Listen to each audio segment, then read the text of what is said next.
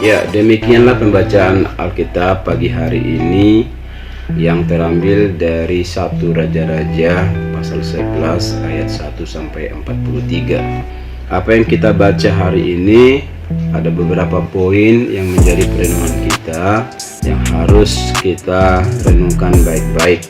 Kita tahu Raja Salomo itu sangat mengasihi Tuhan. Dia membangun bait Allah, dia membangun istananya dengan segala kerja keras, dan dia seorang raja yang terhormat, dia seorang raja yang kaya raya. Dia diperlengkapi Tuhan dengan hikmat marifat yang luar biasa. Bahkan banyak bangsa-bangsa lain merasakan hikmatnya Salomo, sehingga semua raja-raja di dunia ini membayarkan upeti. Kita tahu bagaimana Salomo ini seorang yang hebat di mata manusia dan di mata Tuhan. Tetapi di pasal yang kita baca ini ternyata Salomo jatuh dalam penyembahan berhala. Apa yang menyebabkan dia jatuh? Alasan yang pertama kenapa dia jatuh, karena ia mencintai banyak perempuan asing. Kita tadi baca bahwa Salomo itu memiliki 700 istri dan 300 gundik. Ayat 3 berkata, ia mempunyai 700 istri dari kaum bangsawan dan 300 gundik. Istri-istrinya itu menarik hatinya daripada Tuhan. Jadi keelokan, kecantikan membuat hatinya Salomo itu mulai berpaling, bukan lagi kepada Tuhan, tetapi kepada perempuan-perempuan cantik. Jadi dari pembacaan ini kita harus tahu satu hal. Banyak hal yang membuat seseorang akhirnya meninggalkan Tuhan karena dia telah dipikat oleh hal-hal lain. Hatinya condong kepada hal-hal yang lain. Kalau sekarang ini kan hal-hal yang menarik perhatian itu kan sekarang berkembang banyak sekali ya. Orang bisa meninggalkan Tuhan karena dia sibuk dengan pekerjaannya. Ada banyak job-job, ada banyak proyek-proyek yang besar, sehingga tidak punya waktu lagi untuk beribadah kepada Tuhan. Ada banyak orang hari-hari ini melakukan pekerjaan-pekerjaan yang lain, sibuk sampai tidak punya waktu dengan Tuhan. Jadi yang menarik perhatiannya adalah kegiatannya itu, pekerjaannya itu. Terus lagi di zaman generasi kita ini, di saat PPKM dilakukan di Indonesia dan di negara-negara lain juga sebenarnya, karena COVID-19 ini orang mulai dibatasi gerakannya, dirumahkan, bekerja dari rumah dan sebagainya, sehingga orang mencari kesibukan di rumah. Dan salah satu yang bisa orang merasa keluar dari stres itu kalau dia bisa bermain game.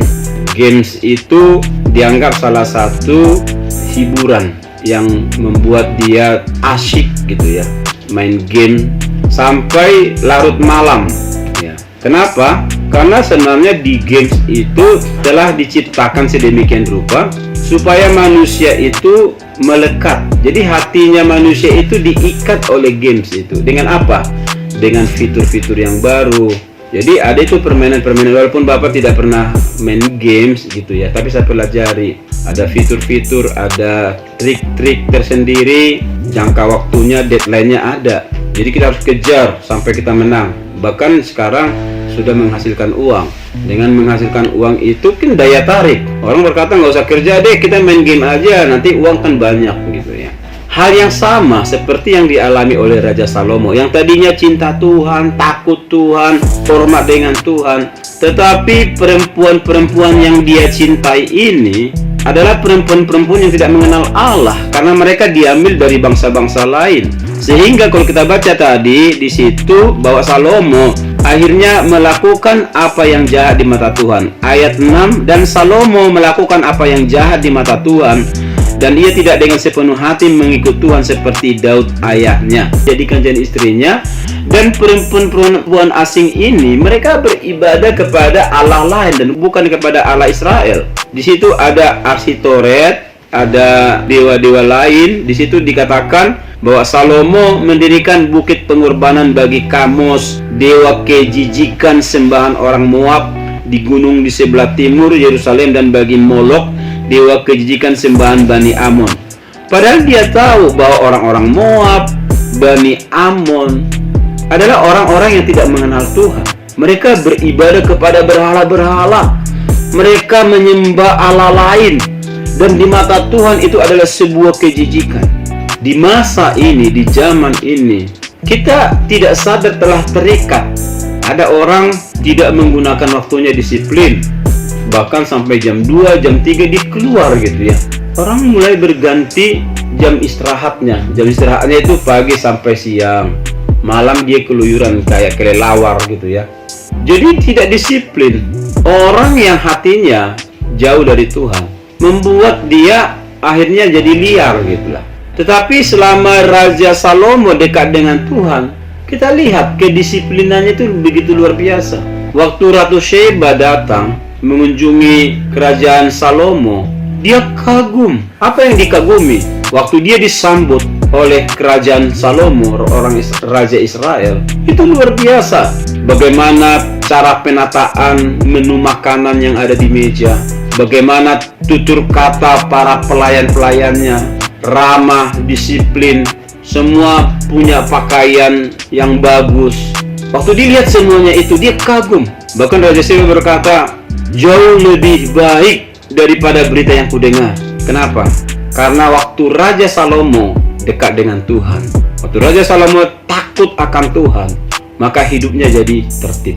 Kalau ada hidup seseorang tidak tertib, tidak disiplin, melakukan semaunya saja, hidup sembrono, tidak mau ditegur, tidak mau mendengarkan nasihat, sebenarnya jujur saja hatinya jauh dari Tuhan. Kalau hati seseorang dekat dengan Tuhan, maka firman Tuhan itu akan memelihara dia, akan membentuk dia.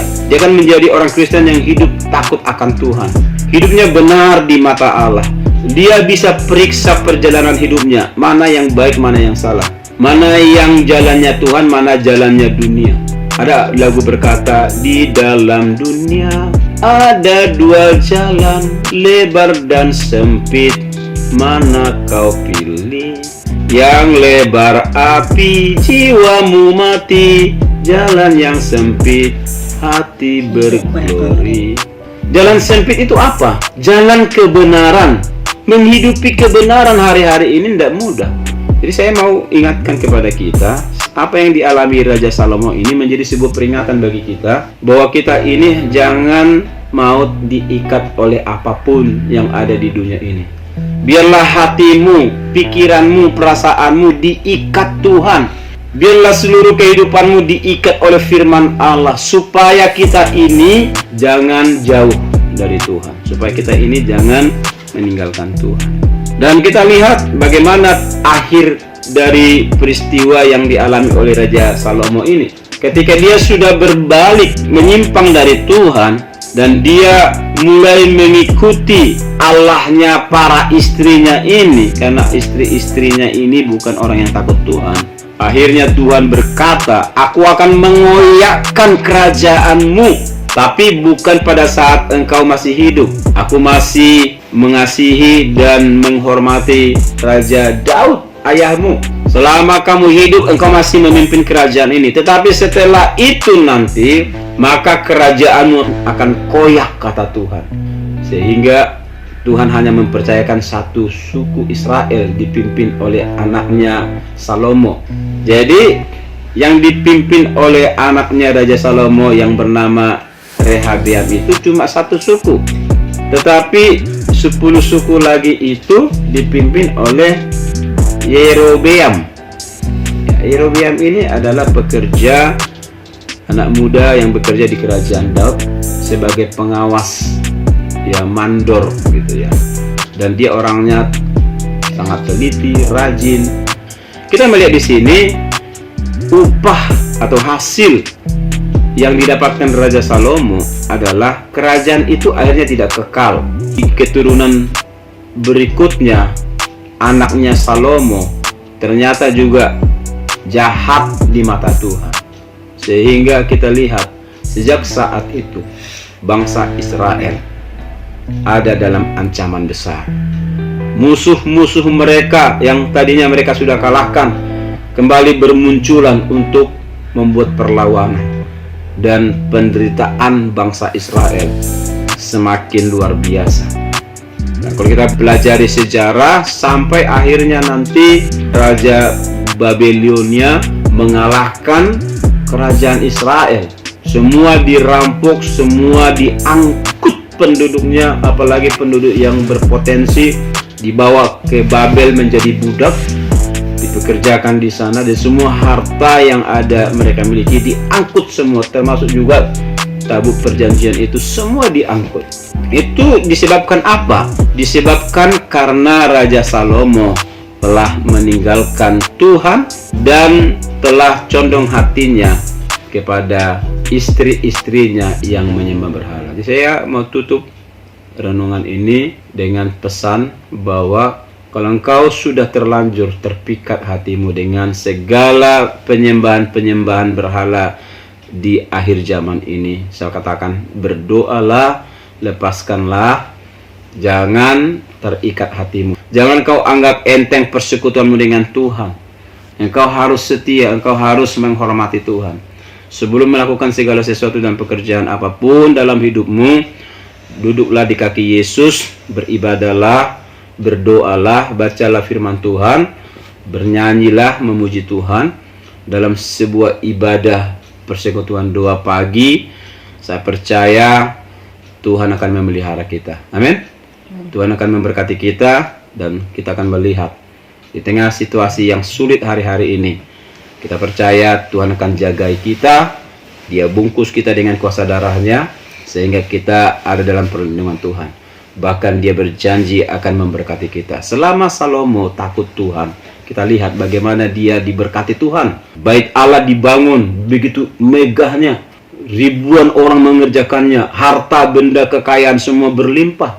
Kalau kita mau takut Tuhan, maka tidak perlu takut akan hal apapun, sebab Tuhan peduli dan memberkati kita.